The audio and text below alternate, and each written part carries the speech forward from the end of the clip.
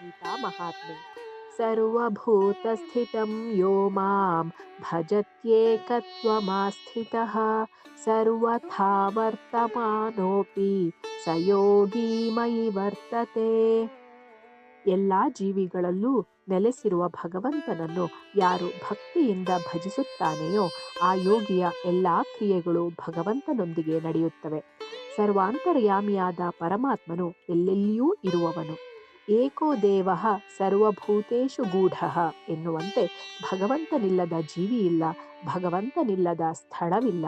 ಭಗವಂತನು ಸಮಸ್ತ ಲೋಕಗಳನ್ನು ವ್ಯಾಪಿಸಿರುವವನು ಎನ್ನುವುದಕ್ಕಿಂತ ಸರ್ವವೂ ಅವನೇ ಎಂದು ಹೇಳಬಹುದು. ಹಾಲಿನಲ್ಲಿ ಬೆಣ್ಣೆಯಂತೆ, ಬೆಣ್ಣೆಯಲ್ಲಿ ತುಪ್ಪದಂತೆ, ಪುಷ್ಪಮಾಲೆಯಲ್ಲಿ ಸೌಂದರ್ಯದಂತೆ, ಎಳ್ಳಿನಲ್ಲಿ ಎಣ್ಣೆಯಂತೆ, ಕಬ್ಬಿನಲ್ಲಿ ಸಿಹಿಯಂತೆ ಚರಚರಾತ್ಮಕ ಸರ್ವಭೂತಗಳಲ್ಲಿಯೂ ಪರಮಾತ್ಮನು ವ್ಯಾಪಿಸಿದ್ದಾನೆ ಎನ್ನಬಹುದು.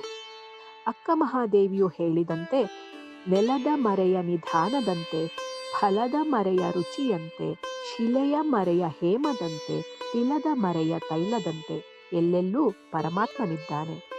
ನೀರಿನಿಂದ ಉತ್ಪನ್ನವಾದ ಆವಿ, ಮೋಡ, ಮಂಜು, ನೀರಹನಿ ಮತ್ತು ಮಂಜುಗಡ್ಡೆಗಳಲ್ಲಿ ನೀರೇ ತುಂಬಿರುವಂತೆ ಸಮಸ್ತ ಲೋಕಗಳಲ್ಲಿ ಭಗವಂತನೇ ತುಂಬಿದ್ದಾನೆ ಎನ್ನುತ್ತದೆ ಶ್ಲೋಕದಲ್ಲಿ.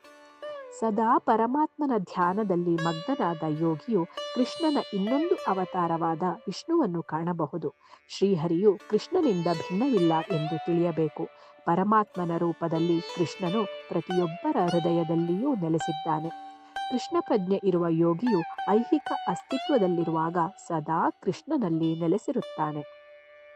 ಶ್ರೀ ಗೋಸ್ವಾಮಿಯವರ ಭಕ್ತಿರಸಾಮೃತ ಸಿಂಧುವಿನಲ್ಲಿ ಹೇಳಿದಂತೆ, ನಿಖಿಲ ಸ್ವಪ್ನಾವಸ್ಥಾಸು ಜೀವನ್ಮುಕ್ತ ಸದುಚ್ಯತೆ ಎನ್ನುವಂತೆ ಸದಾ ಕೃಷ್ಣ ಪ್ರಜ್ಞೆಯಲ್ಲಿ ಕರ್ಮ ಮಾಡುವ ಭಗವಂತನ ಭಕ್ತನು ಸಕಲ ಭವಬಂಧನಗಳಿಂದ ಮುಕ್ತನಾಗಿರುತ್ತಾನೆ ಎನ್ನುತ್ತದೆ ಗೀತೆಯಲ್ಲಿ.